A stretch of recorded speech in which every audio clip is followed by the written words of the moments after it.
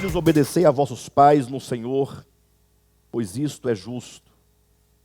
Honra teu pai e tua mãe, que é o primeiro mandamento com promessa, para que te vá bem e sejas de longa vida sobre a terra.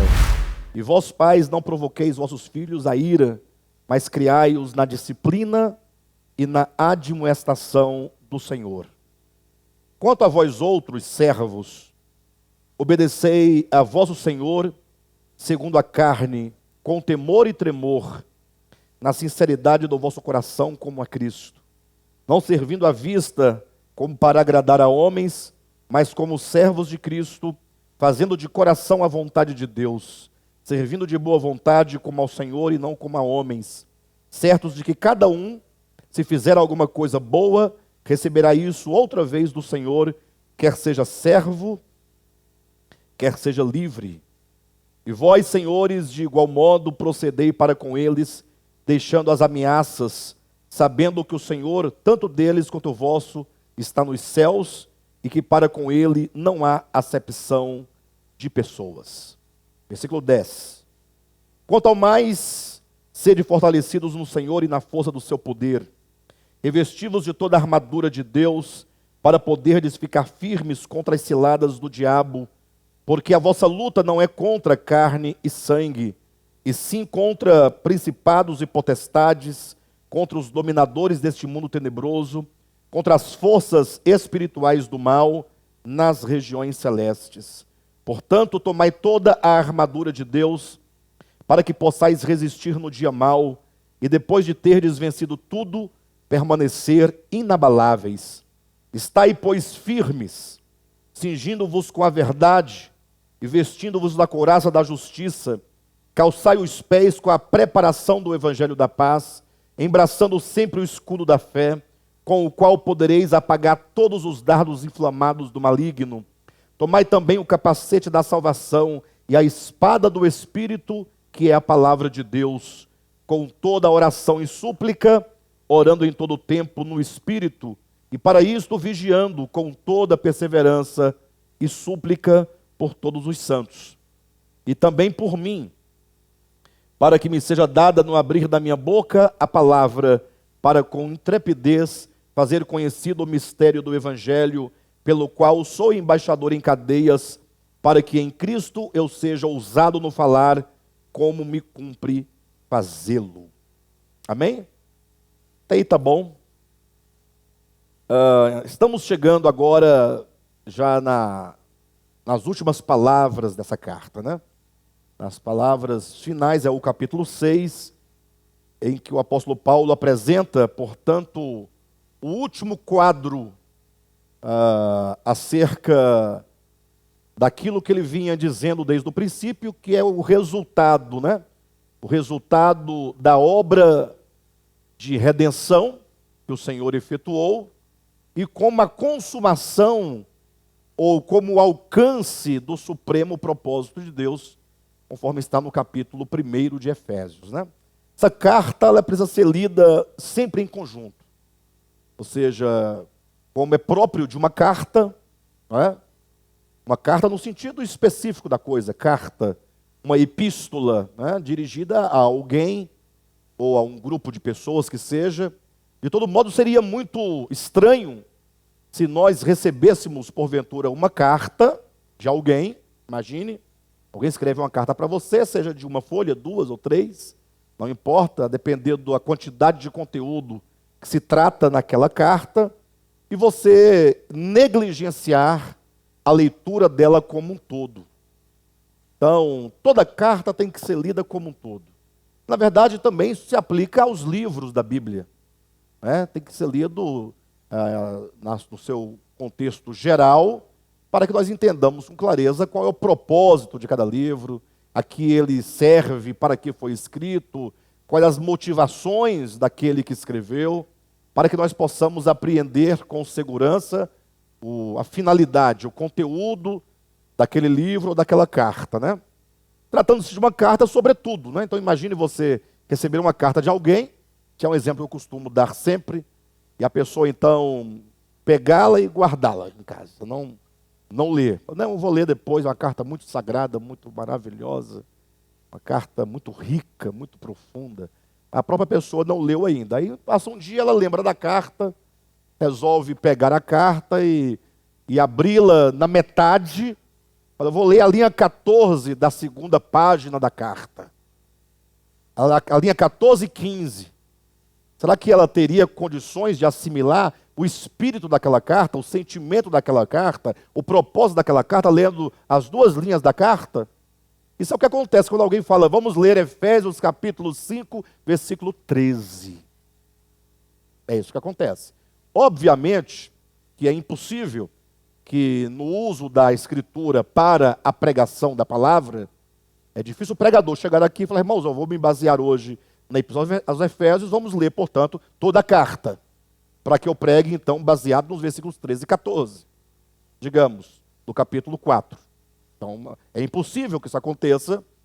Agora, nós partimos do pressuposto que o pregador tem o conhecimento daquela carta como um todo, porque ele já leu uma vez, duas vezes, três vezes, quatro vezes, então ele conhece amplamente o conteúdo daquela carta, e agora ele quer tratar de um modo específico dos versículos 13 e 14, do capítulo 4 de Efésios, dentro do entendimento do que o todo da carta lhe traz. Nesse caso, ele não precisa ler a epístola toda antes de ministrar aquela porção. Vocês entendem? Entretanto, a explanação daqueles dois versículos precisa estar em harmonia plena, totalmente ligado e totalmente procedente de toda a epístola. Né? Por isso que sempre quando a gente estuda um livro da Escritura, a gente estuda todo ele na reunião de estudo, né? A gente vai lendo pouco a pouco. Evidentemente, quando eu chego aqui, eu já estudei esse livro, né? Antes de chegar aqui, já estudei uma vez, duas vezes, já consegui abstrair todo o sentimento dessa carta, o espírito da carta, e nós então juntos começamos, capítulo 1, a gente lê um pedaço, a gente vai explanando, e na medida que aí vem a outra quarta-feira, a gente vai aumentando a leitura, e a gente sempre retomando, não é? Toda reunião eu estou retomando a carta do princípio, para nunca perder a ideia central, e para não corrermos o risco de ficarmos inventando coisas que a carta não diz. Tá bom? Então a nossa garantia está em retomarmos. Então essa explicação toda é só para a gente poder retomar de novo, para chegar no capítulo 6 de Efésios. Os irmãos entenderem o todo da epístola. Tá bom? Essa carta é uma carta belíssima. Confesso aos irmãos que agora que estamos nos encaminhando para o final dela, eu posso testificar que eu aprendi muito lendo com os irmãos em todo esse período essa carta. Minha visão clarificou bastante. Podemos perceber várias nuances da verdade que outrora nós sabíamos, mas talvez estivesse um pouco espalhada, né? Essa carta, em síntese, ela trata de todo o propósito de Deus, desde desde quando o Senhor planejou até o final da sua execução. Ou seja, é uma carta que apresenta como Deus pensou aquilo que Ele desejaria. A gente fala em termos humanos, né? A gente não pode conferir a Deus os nossos sentimentos, o pensamento, a ideia de tempo, de espaço. É só para os irmãos entenderem. Capítulo 1, como Deus pensou? Ora, Ele pensou em que o seu Cristo, essa é a ideia do capítulo 1, o Cristo de Deus há de governar plenamente todo esse nosso sistema de criação no qual nós vivemos. Deus pensou num tempo em que, na plenitude da dispensação de todos os tempos, o Cristo de Deus estaria plenamente governando a terra sobre todos os seus habitantes. E não somente a terra, mas uma terra conectada pelo Cristo de Deus com os céus. Céus e terras, desculpe-me, céus e terra completamente conciliados e totalmente unidos e ligados pelo Cristo de Deus, enquanto aquela escada que une os céus e a terra. Mas quando falamos céus e a terra, cuidado, para os irmãos não entenderem a ideia de céus como aquela ideia mítica de um lugar. no espaço, em que Deus estaria lá com um trono estabelecido, umas nuvenzinhas, e uns anjos bem dispostos, né? Ali cantando, glória, glória, em torno do trono. Essa é uma ideia que, se para os anjos existe este lugar é tanto quanto a terra para nós aqui. Vocês entendem? Porque Deus não está nem para esse céu dos anjos, e nem para a terra dos homens, nesse sentido de uma presença corpórea para os seus criados, para a sua criação. Isso porque, isso é amadurecimento, tá, irmãos? Quando o homem, em relação a Deus, ele amadurece, ele perde definitivamente essa ideia de um Deus sentado no trono diante dele, com quem ele fica conversando, falando, né, abraçando, dando beijo, tirando a barba de Deus. Isso aí é a nossa ideia de tempo, de espaço, das nossas limitações que faz com que nós projetemos assim, inclusive influenciados pela leitura que se faz da Escritura, que é uma leitura antropomórfica, porque é assim que a Bíblia apresenta Deus, no livro de Daniel, né, no livro de Ezequiel, no livro do Apocalipse, etc. Mas é assim que se descreve para a nossa compreensão, porque Deus, entenda, só para você ter uma ideia do divino, todas as coisas que existem, e aí Paulo ele passa a enumerar, para que você não tenha nenhuma dúvida, ele fala, nos céus, na terra e debaixo da terra, e aí ele vai discriminando mais ainda, seja anjos, arcanjos, querubins, principados, potestades, tronos, soberanias, homens, tudo existe nele. Deus é o ambiente, se assim se pode falar, onde essas coisas existem. Então Deus não se pode conferir a Deus essa ideia pessoal, de pessoalidade, mas devemos entender que Deus está muito além de qualquer ideia que se pode fazer de qualquer coisa criada que nós conhecemos. Alguém fala, pastor, mas assim, você tira de mim toda aquela coisa que eu gosto de fechar o olho e ficar imaginando aquele trono que aí eu choro. Pode continuar assim, não tem problema. O fato é que você tem que compreender que Deus é maior do que todas as coisas. Inclusive essa frase está equivocada e errada. Deus não é maior do que todas as coisas. Por que não? Porque você só pode conferir essa ideia de maior de uma coisa em relação a outra quando você tem dimensões de um lado e de outro. Eu posso falar que essa mesa é maior do que esse copo, mas Deus não está para nenhuma dimensão. Deus não pode ser dimensionado, delimitado, comparado. Deus está além de qualquer ideia, de qualquer coisa, de qualquer existência, de qualquer tamanho, de qualquer forma. Por isso que Jesus falou, Deus é Espírito. Então esse Deus eterno, no capítulo 1 de Efésios, ele projeta, ele planeja um tempo em que essa terra e os céus do mundo espiritual, porque os seres espirituais também estão de alguma maneira relacionados conosco, com a terra. Haja vista que a Bíblia diz em Hebreus capítulo 1, que os anjos estão a serviço dos que hão de herdar a salvação. Então, um tempo em que esses céus e terra estarão completamente unidos. E essa união e essa unidade dos céus e da terra se dará por meio do Cristo de Deus. O Cristo enquanto o eixo em torno do qual tudo gravita, o Cristo de Deus enquanto a substância que a tudo preenche, e o Cristo de Deus enquanto a circunferência de todas as coisas. Esse tempo é chamado plenitude dos tempos, é a dispensação da plenitude dos tempos, Efésios capítulo 1, versículo 9 e 10. Então, esse tempo desse Cristo de Deus é a ideia final dessa epístola. Essa epístola nos dirige para olhar para esse tempo. Esse tempo que em Apocalipse capítulo 21, João diz, e vi novo céu e nova terra. Um tempo de completa paz, de harmonia.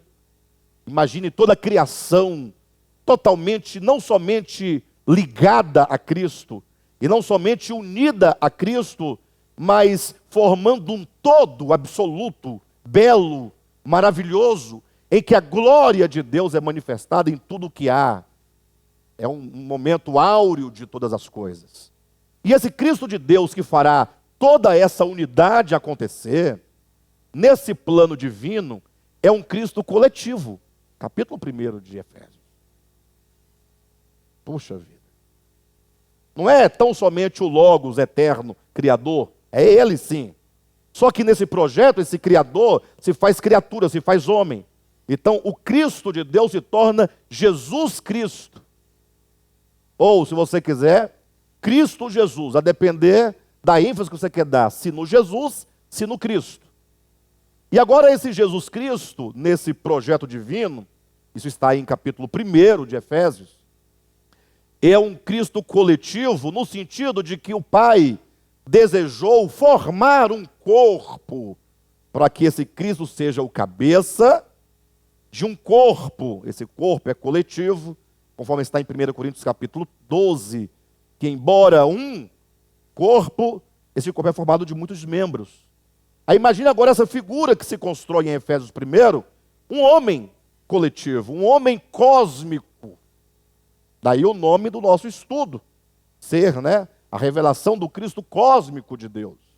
Desde o princípio, então, nós temos esse título geral dessa epístola. Esse Cristo cósmico é esse Cristo constituído do Cristo de Deus, que se faz homem, e agora, em sua morte e ressurreição, lhe é formado, lhe é edificado um corpo.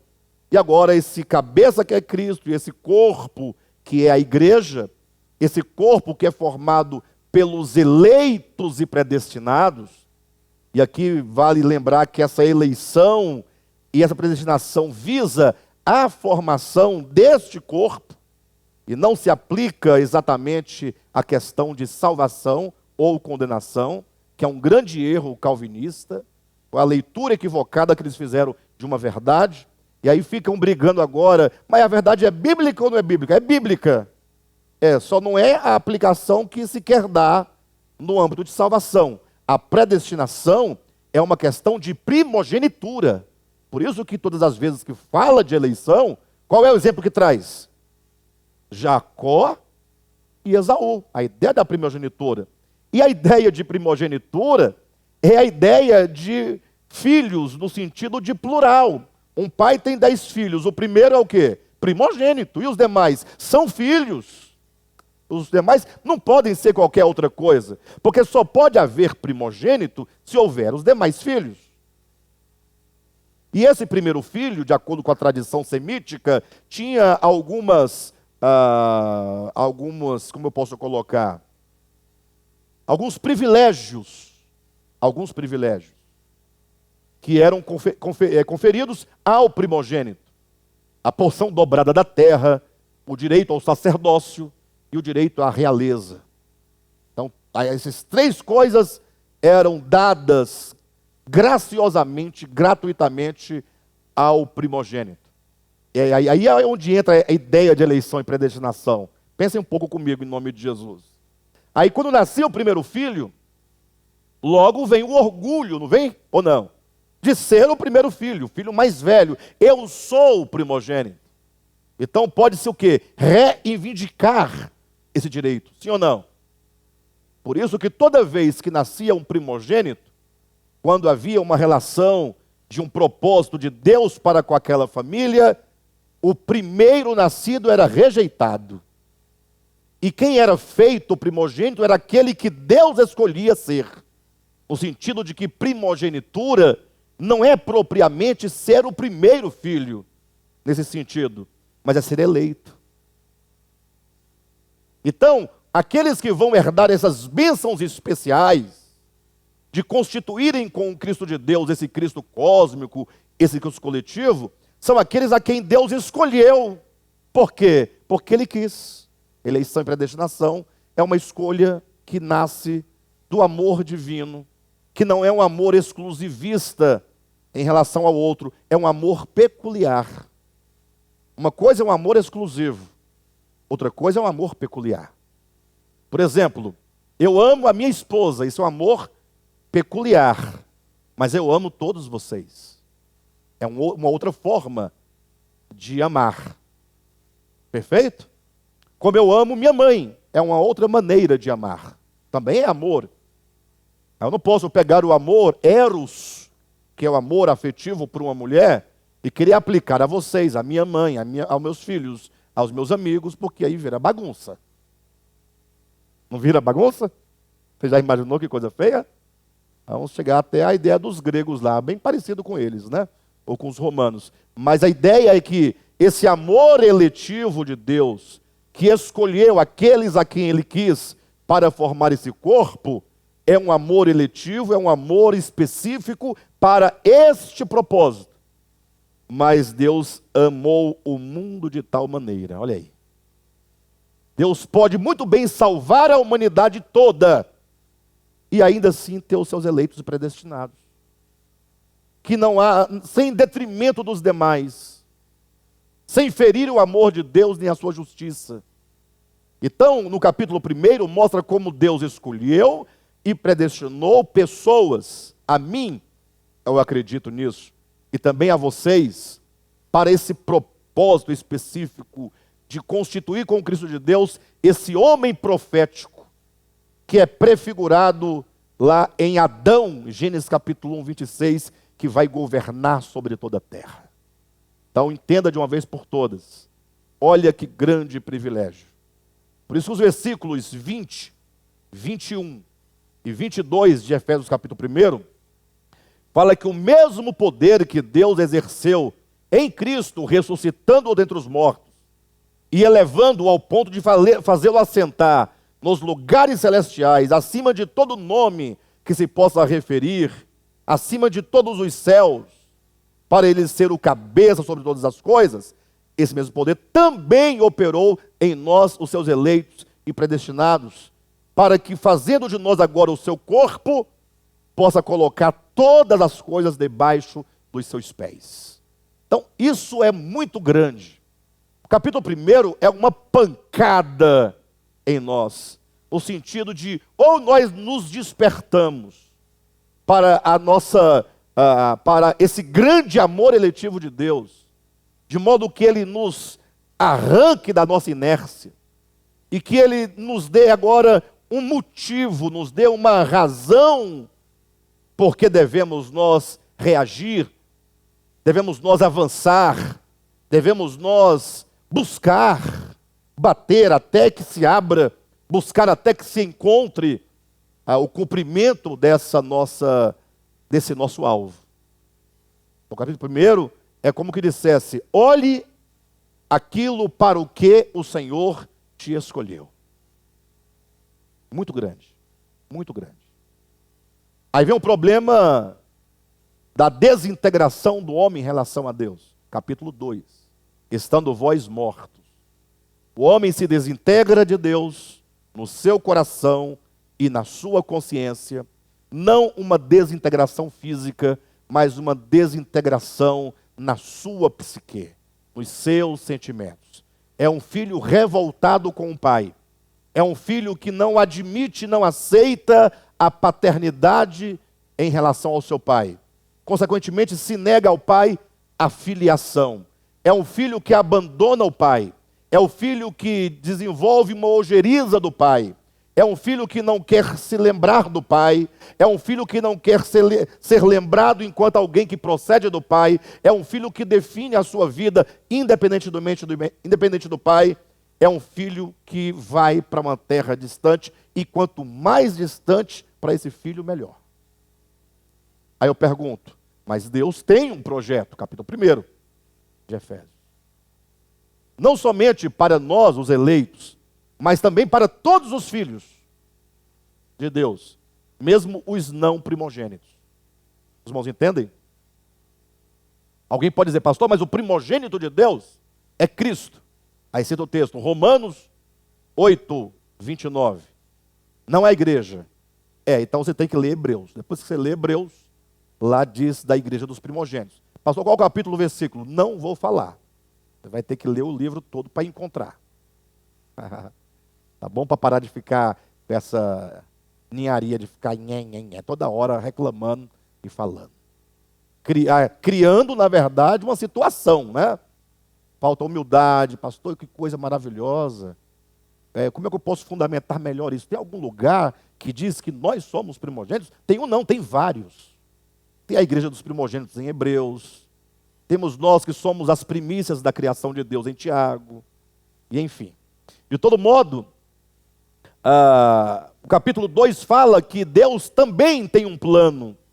Agora um plano de redenção. Então é um plano que está subordinado e que visa ao primeiro plano. Os irmãos entenderem. É um plano intermediário. É um plano de mediação. É um plano que não visa a si mesmo, mas é Deus com um plano de redenção para trazer todos esses homens de volta, para que então ele cumpra o que ele decidiu no capítulo 1. E esse plano divino é a cruz. É a cruz. Não a cruz madeira, não a cruz que Jesus carregou nas costas.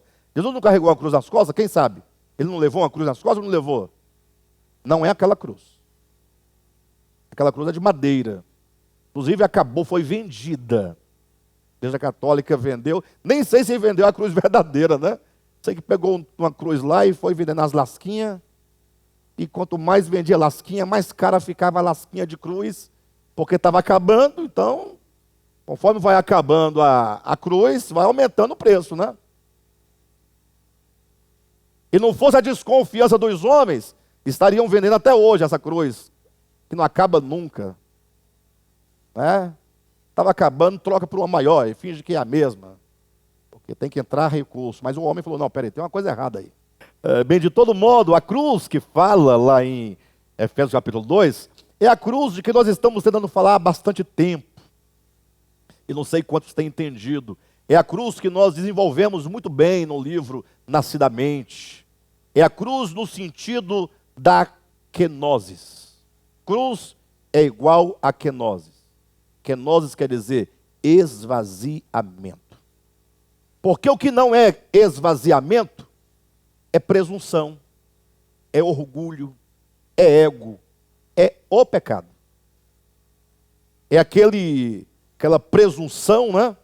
Quando é dito sobre a estrela da manhã, se você ler na Vulgata, se ler Lúcifer, é dito lá em Isaías, capítulo 14, tu dizias no teu coração, eu subirei, ó, essa elevação, né? E o subir acima das estrelas do céu, não é subir nesse sentido meramente de distância, né?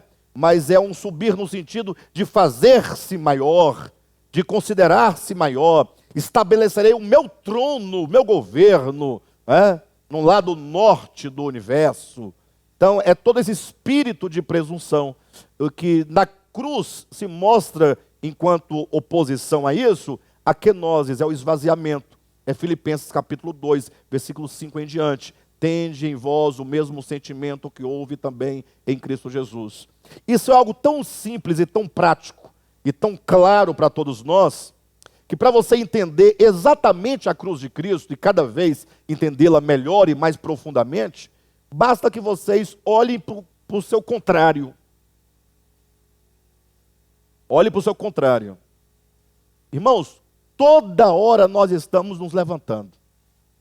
Uma força estranha dentro de nós nos levanta para o enfrentamento. Toda hora.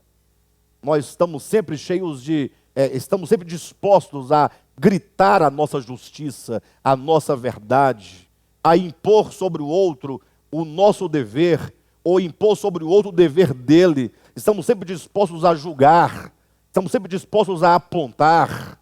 Esse espírito que nos faz tão arrogantes é o contrário da kenosis. Porque a kenosis, você vê em quem? Em Cristo. Sendo Deus, não se apegou ao fato de ser, antes, pelo contrário, se fez homem, se esvaziou, assumiu a forma de servo. Aí vai mostrando todo esse processo de entrega, quando ele não devia fazê-lo. Porque lá sendo Deus.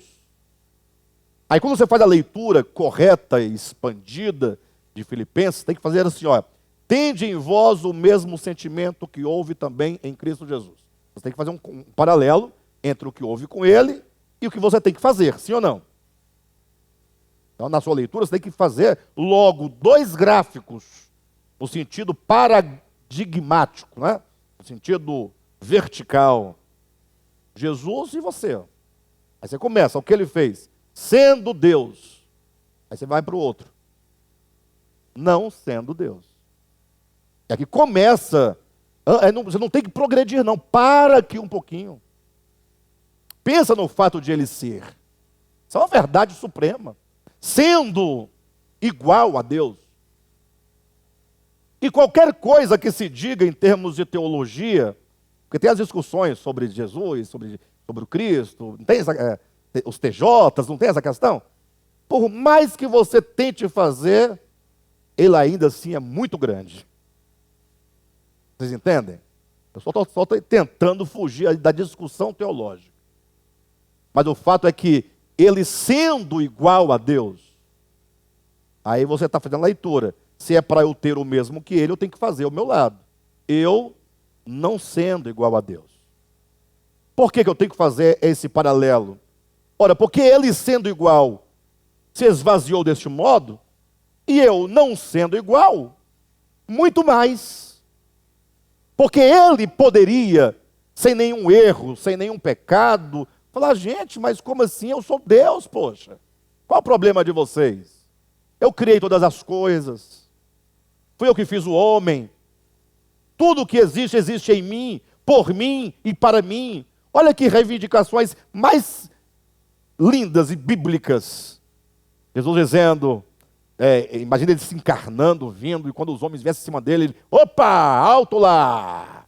E sai um raio assim para segurar os homens a certa distância. Olha com quem vocês estão falando. Eu sou o alfa e o ômega. Eu poderia falar ou não poderia? Sim ou não? Poderia humilhar ou não poderia os homens? Dizendo, vocês existem em mim. Mas não. Tudo isso é verdadeiro em relação a ele. Só que ele não diz. Isso causa um incômodo tão profundo no universo. Não somente em nós, no universo. Os anjos devem ficar perturbados. Por que ele não abre a boca e fala alguma coisa? Por que ele não fala alguma coisa? Aí vocês vão lembrar da oração que Jesus faz antes da sua morte. Lá em João capítulo 17, ele fala, Pai, glorifica-me com a glória que eu tive junto de ti antes que houvesse mundo. Isso explica o processo da kenosis. Ou seja, ele sendo o glorioso ao lado do Pai e da divindade, antes de todas as coisas, para ele reivindicar ao Pai, devolva-me essa glória, é porque um dia ele abriu mão dessa glória, ó. Ou seja, sendo ele o glorioso, ele se ocultou da criação. E agora ele está oculto da criação. E o pior, ele não nasce em qualquer outro lugar, senão na Judeia. Não tinha um lugar melhor para nascer, poxa? O camarada vai fazer uma viagem, ó, escolha um lugar para onde você quer viajar, qualquer lugar do mundo. Aí você vai escolher o quê? Eu quero ir para a França. Dubai, quero ir para Dubai. Todo mundo quer o melhor lugar, né? Agora fala para o Cristo de Deus, escolha um lugar para você nascer. Eu quero nascer na Judeia. E um anjo deve ter falado, misericórdia. Judeia? Mas em que lugar da Judeia? Na menor cidade da Judeia. Naquela que ninguém sabe, ninguém conhece, menos habitantes possível. Lugar lá no finalzinho mesmo da coisa. É de lá. Então tudo isso é o quê? Ele é o Cristo, poxa. Então, ele se esconde, na humanidade. E agora ele é reconhecido E ninguém consegue perceber o poder e o peso dessa palavra. E reconhecido em figura humana. Sabe o que significa isso? Vocês querem ter uma ideia do significado? Você se acha bom? Fala a verdade. Não, não é boa.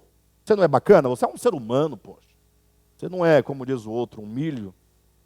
Você não é um cachorro, um gato, um macaco. Você é um ser humano. Nós estamos no topo da criação. Tem ninguém maior do que nós na nossa criação.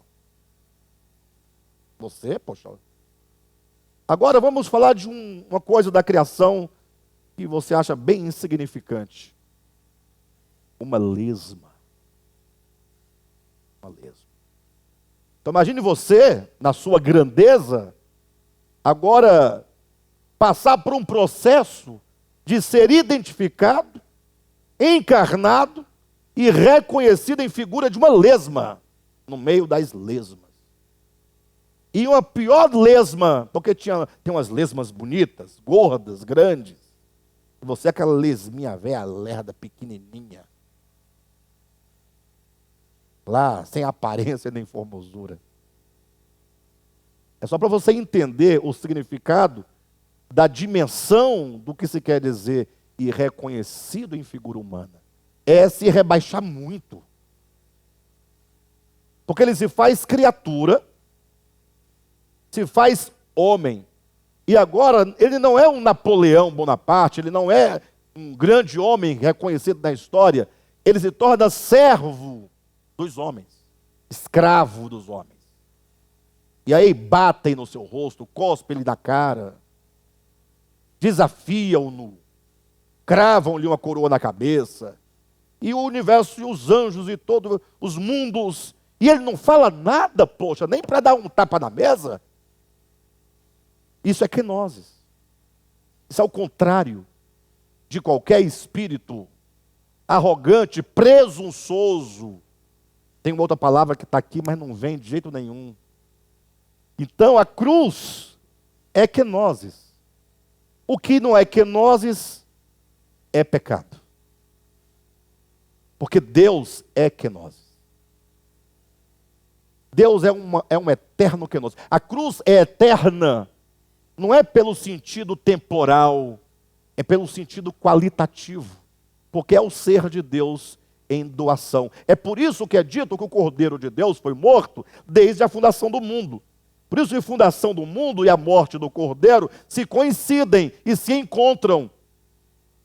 E é a morte do Cordeiro que funda o mundo, porque é doação.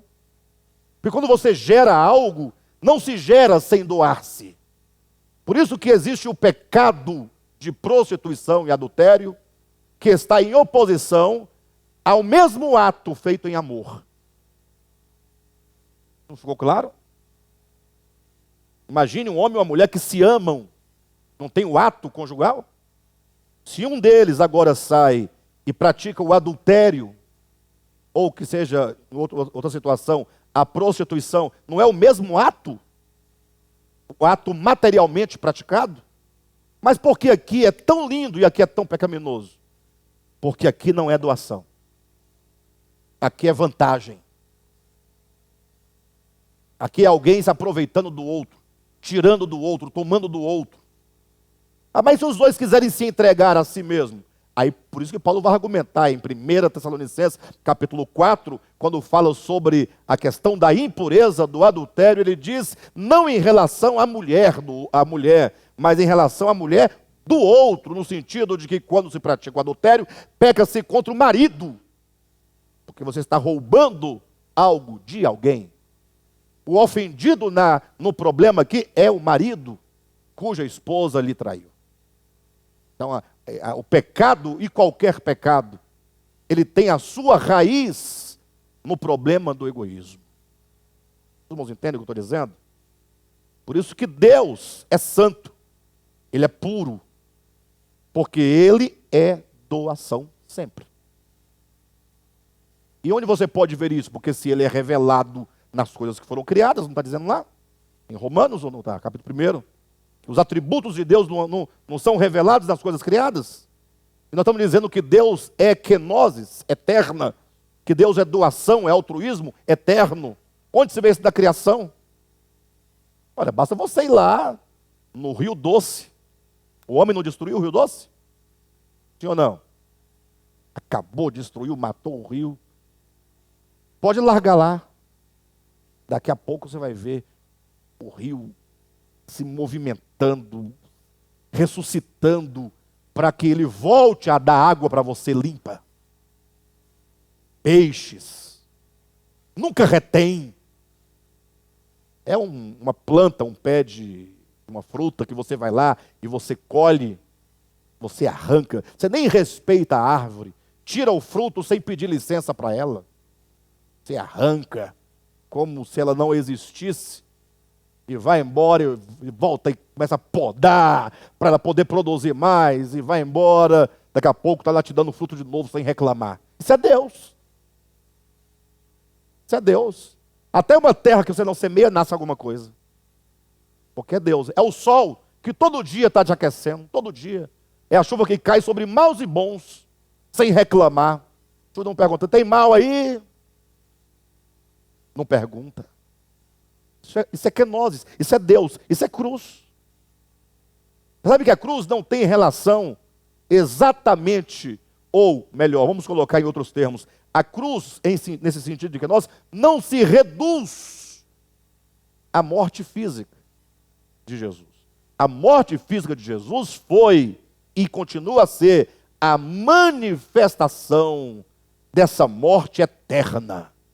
A morte de Jesus é a morte histórica, que é a manifestação da morte eterna, porque a morte do Cordeiro aconteceu antes que houvesse mundo. E quando chega na eternidade futura, Apocalipse capítulo 5, lá você vai ver no trono da eternidade, em pé, o Cordeiro, sempre recém-imolado. No trono da eternidade. Ou seja, a cruz vai continuar sempre, porque ela sempre foi, e portanto ela sempre é. Então a cruz é eterna, no sentido qualitativo. Capítulo 2 de Efésios. E todos quantos encontram-se com Cristo, nesse mesmo Espírito, nessa mesma kenosis, é destruído. Porque ele se esvaziou, sendo, e nós, ele sendo igual a Deus, se esvaziou, e nós não sendo, nos esvaziamos de quê? Ele se esvazia da glória, e nós de quê? Porque nós não temos glória. Nós nos esvaziamos no sentido negativo em relação a Cristo. Ele se esvazia no sentido positivo. Tudo que ele é como se não fosse. E agora nós, não sendo igual a Deus, e nós sendo iguais a Satanás, participante do mesmo Espírito, da mesma consciência, das mesmas disposições, semelhantemente a Ele, iguaizinhos a Ele, nós estamos sempre dizendo, eu subirei acima das estrelas do céu, exaltarei o meu trono. Estamos em cada ação, em cada palavra, em cada enfrentamento, em cada confusão na qual nos metemos, em cada intriga, em cada exigência, em cada acusação, é como que dissesse, eu sou. Por isso que eu estou apontando, falando, exigindo, gritando, brigando, reivindicando. Então, nós não sendo, mas sendo. Não sendo iguais a Deus, mas sendo tão cheios de orgulho, de presunção, como Lúcifer, precisamos de nos esvaziar desse ego, desse sentimento perverso. E esse esvaziamento é cruz, é kenosis. Por isso que em Efésios capítulo 2 é dito que na cruz, toda barreira e toda parede de separação é destruída. Por isso que na cruz os povos se encontram. Eles só podem se encontrar porque estavam separados. E na cruz acaba toda etnia. No corpo de Cristo não pode haver branco, negro, não pode haver homem, nem mulher, nem escravo, nem livre. Todas essas estratificações são do pecado. Tudo bem que nós tenhamos nossas características em questões geográficas, questões climáticas, questões culturais, questões linguísticas, normal. Mas nós, homens, somos um só, homens. E nós fomos criando toda forma de barreira. A barreira da nação, da etnia, da religião, do sexo, da economia. Vamos criando. São muitas. Quando não tem mais o que inventar, aí vem a barreira da inimizade. Eu não gosto de você. Não tem jeito, não gosto de você. Pronto. Odeio você. Agora imaginem quantas paredes estão nos separando, que precisam ser destruídas pela cruz. Capítulo 2. E este é o meio pelo qual o Senhor vai nos levar ao cumprimento do seu propósito. Quando a cruz opera, o que ela gera? Unidade. Capítulo 4 de Efésios. Paulo começa dizendo: rogo-vos, pois. Ele vai falar sobre que nós tenhamos um só espírito, uma só alma, uma só disposição. E ele vai demonstrar essa unidade explicando porque há um só Deus, há um só Senhor, há uma só fé, uma só esperança, um só batismo, um só Deus. É a unidade. Essa unidade fala de um coração totalmente redimido, que agora tem condições de ter nele cumprido o propósito de Deus. E aí o cumprimento desse propósito, que é essa unidade, é representado no corpo de Cristo, capítulo 4 de Efésios, e na noiva de Cristo, capítulo 5 de Efésios, e agora no exército de Deus, no capítulo 6 de Efésios. Interessante que, baseado nessa estrutura do livro, Paulo, ele abre o capítulo 6 falando sobre pais e filhos e sobre servos e senhores. Para então ele falar sobre a armadura de Deus, que é esse exército de Deus. E está tudo aqui conectado, por isso que eu li tudo junto. Eu não vou desenvolver muito a questão de pais e filhos, e senhor e servo, porque aqui basta explicitar o princípio de um e de outro. Imagine só um pai, quando eu falo pai, pode ser mãe, filho, tá? Ou o pai e o filho. Que tipo de relação se estabelece entre os pais e os filhos? Essa é uma pergunta que tem que ser considerada. Porque afinal nós estamos sempre muito cheios de tradição, de cultura. E sobretudo nós que somos mais velhos, né? Ou nossos pais que são mais velhos do que nós, que tipo de tratamento nós damos nessa relação entre o pai e o filho? Às vezes o pai pode se exceder enquanto pai, sim ou não? O que acontece não raras vezes. E os filhos se excederem enquanto filhos. Ou seja, ultrapassarem o limite da relação de filho, quando comparado com o pai. Então, Paulo, é lógico que ele vai falar sobre um ideal. O ideal. Infelizmente, eu tenho que dizer, hoje em dia a coisa anda muito difícil. Nós estamos vivendo os dias finais. Estamos vivendo aquilo que Paulo disse. Os últimos dias seriam dias difíceis. E quando Paulo fala de dias difíceis, lá fala de filhos desobedientes. Filhos ingratos e desobedientes. Então, é um sintoma dos últimos dias. Hoje em dia, muito dificilmente se vê uma relação pacífica entre pai e filho. Os filhos resistem à autoridade dos pais de uma maneira extraordinária. Mas falando de uma maneira, de um ideal, ele fala que os filhos devem honrar os pais. Então aqui fala sobre o ato da obediência. E não somente a obediência nesse sentido que nós temos. Às vezes um filho até obedece ao pai, no sentido de essa obediência externa. Nós temos que nos aprofundar nesses conceitos, porque a obediência, no sentido bíblico, enquanto honra, sobretudo, é muito mais do que o simples obedecer a uma ordem. E honrar é muito mais do que falar que honra. Interessante que em Mateus capítulo 15, depois os irmãos podem verificar, quando Jesus ali, ele fala com os fariseus, com os escribas, com os líderes da religião, Jesus fala, olha, é exatamente naquele contexto, tá? Em que Jesus entra e os discípulos comem sem lavar as mãos.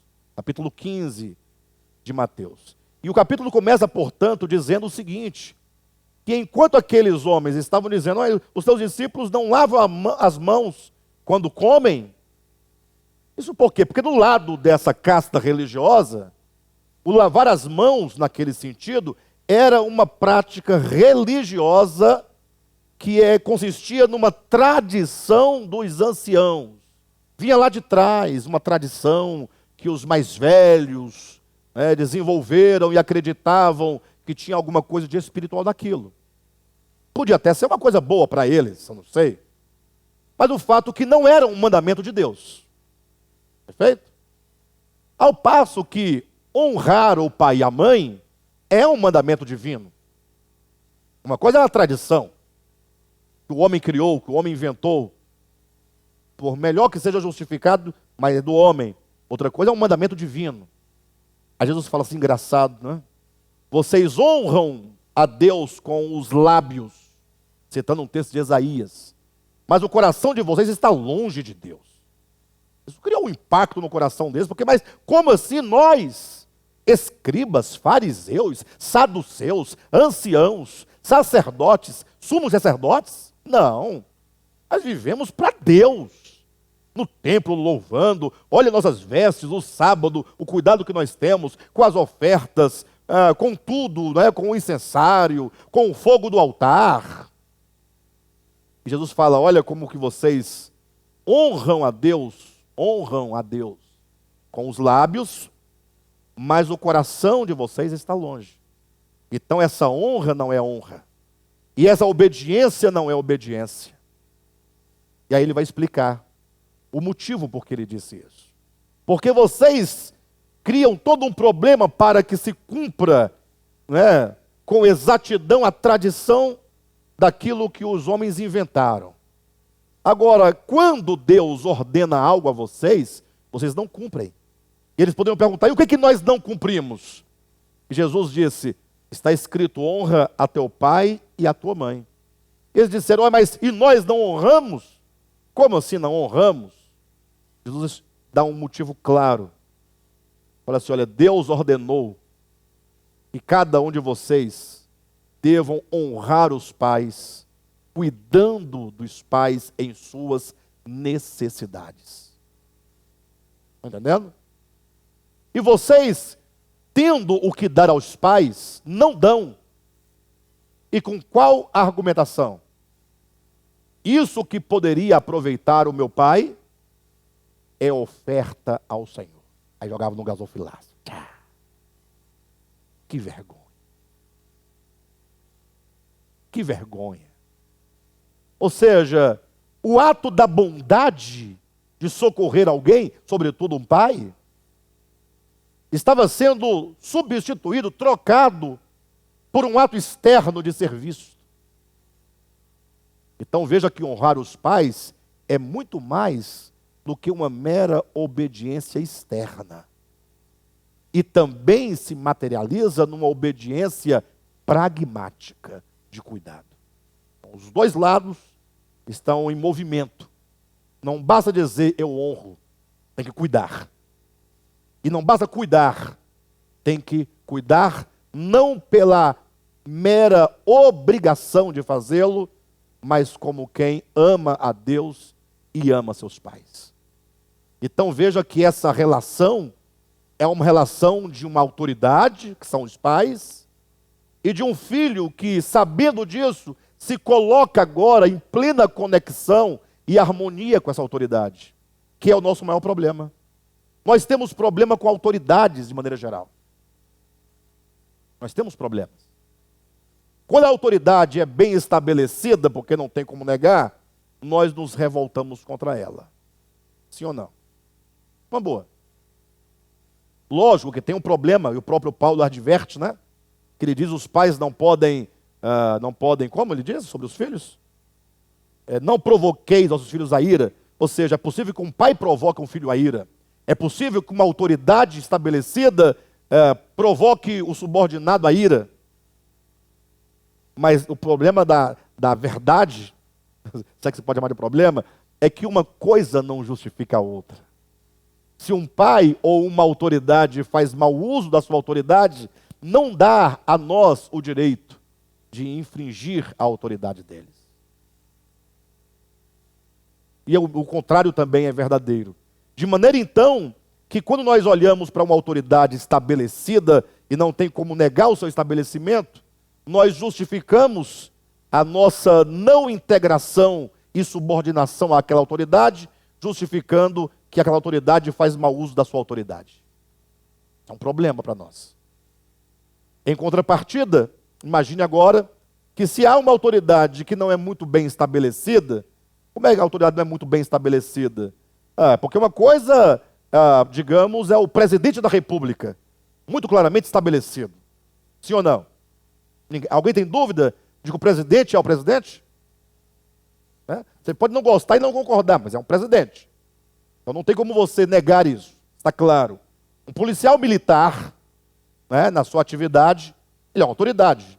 Tem como você duvidar? Não, não é estabelecido. É uma autoridade estabelecida. Um pai, quando fala um pai, todos sabem que é uma autoridade estabelecida. Mas ele perde a força desse estabelecimento.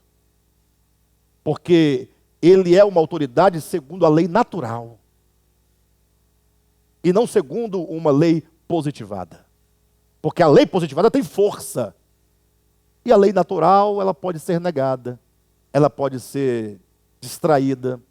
Você pode se esquivar dela. Fingir que ela não existe. Porque a lei natural não te cobra imediatamente. Vai transgredir uma lei positivada. Vai cair a pancada na mesma hora. Sim ou não? A polícia vai pegar, vai te prender. Você vai gritar. Quanto mais gritar, mais ele aperta a algema. E leva, pronto. Cai na hora. Agora, a lei natural, ela leva tempo para trazer o resultado. Por isso que ela perde um pouco da sua potência em nós, nesse sentido. Porque nós nos valemos de que não vai acontecer nada. E agora, se não for um pai, se for um irmão mais velho, vai piorando a coisa. E quando chega então, digamos, num líder religioso, vamos colocar no nosso sentido os pastores, e aqui nós estamos falando dos pastores e não dos salteadores, faça-se a devida distinção, levando em consideração que o escritor aos Hebreus chama esses líderes de guias. De guias. Eu sei que alguém vai dizer, não, esses guias aí, pastor, são os apóstolos. É porque há dois guias ali em Hebreus capítulo 13. O primeiro se refere aos pais que vieram antes. Mas o segundo é aquele que está diretamente ligado a você, interessado pela sua alma, por isso ele se dispõe a cuidar de você no âmbito da eclésia, da comunidade. Então chega nesse nível, aí, sobretudo nos nossos dias, desaparece total. Total. Então, Paulo vai trazendo aqui o princípio da compreensão da autoridade em vida e não da autoridade legal, nem judicial, autoridade em vida e de uma submissão em vida. Filhos que se subordinam em amor aos pais, pais que exercem autoridade em amor sobre os filhos, sem exasperá-los, servos e patrões que servem, os servos que servem aos seus senhores, como quem serve ao Senhor, e o patrão que cuida do seu funcionário. Hoje falamos funcionário, naquele tempo era servo mesmo, né? Era escravo mesmo, no sentido da palavra dolo, salvo engano, no grego. De modo então que agora é um senhor que cuida daquele servo com toda a dignidade, né, que o servo deve ter. Então, quando há essa harmonia, nós estamos alcançando unidade. Então, veja que a questão da unidade, ela é muito maior do que simplesmente uma questão de você e Deus. Porque qual é o grande argumento hoje em dia dos cristãos? Não de todos, né, mas de uma boa parte deles. Eles agem do modo como querem, totalmente independente uns dos outros.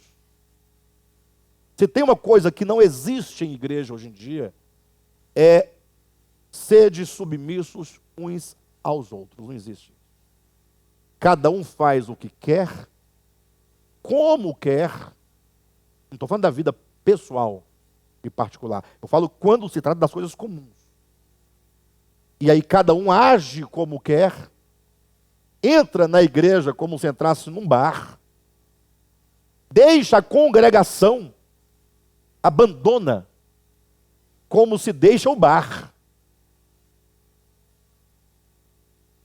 Você congrega 8 anos e não congrega mais. Cadê o fulano? Não, parou de congregar. Quem disse? Ah, disseram. Que respeito ele tem por vocês, por mim, por todos nós? Isso é unidade? Mas o grande argumento, sabe qual é? A minha vida é com Deus. Esse é o grande argumento. A pessoa pensa, se eu estou bem com Deus, pronto. E não existe estar bem com Deus. Grande mentira. Você nunca estará bem com Deus. Nunca. Como assim, pastor? Ué, como é que você vai estar bem com a pessoa que você não vê? Com quem você não fala? Aí eu falo, para de bobagem. Você fala com Deus. Aí eu oro. Ai, Jesus. Oração é uma conexão totalmente espiritual. Eu estou falando das relações. Você não vê, você não fala, você não toca, você não conversa. A melhor coisa que tem é você casar-se, ou unir-se, ou viver com um parceiro imaginário. Porque nesse sentido, Deus é imaginário. Nesse sentido, da nossa existência, dos sentidos. Muito cuidado com as palavras minhas, viu?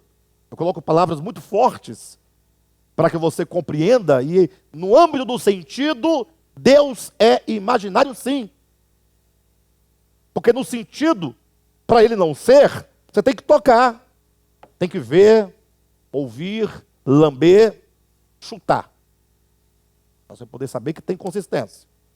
Mas sendo Deus a verdade, e eu vou dizer que ele existe, para que ninguém pense que eu estou dizendo que ele é uma projeção da nossa mente, ele existe. Só que o nosso relacionamento com ele é do Espírito, é na fé. No âmbito do Espírito e da fé.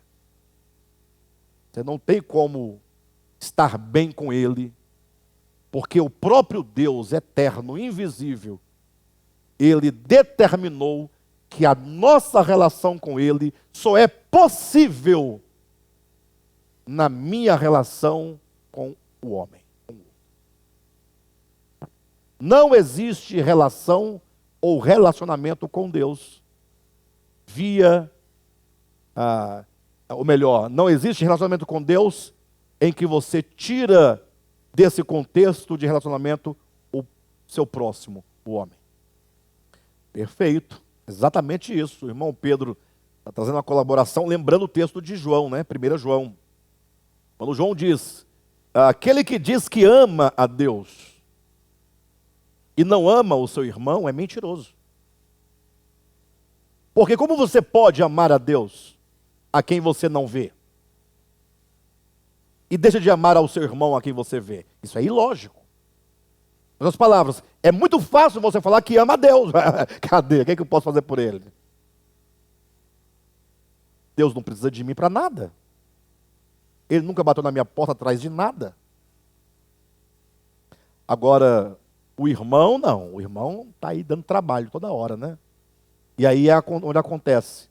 Se alguém fala, não, mas eu amo a Deus e ao próximo. Eu digo não. Essa ideia de você falar que ama um e outro, existem os 2 mandamentos, né? Isso é uma maneira didática de falar. Mas nós diríamos assim, amar a Deus é amar o homem. E eu posso demonstrar. Se quiserem uma prova, inclusive uma prova explícita disso. Jesus diz em Mateus 25, quando você socorreu, quando você estendeu a mão, quando você matou a fome, quando você vestiu, quando você visitou o preso, um desses meus pequeninos irmãos, você fazia isso a mim. Não há meios de você fazer a Deus as coisas, senão pela via do homem. Ah, é porque eu faço tanta coisa para Deus. O que você faz para Deus?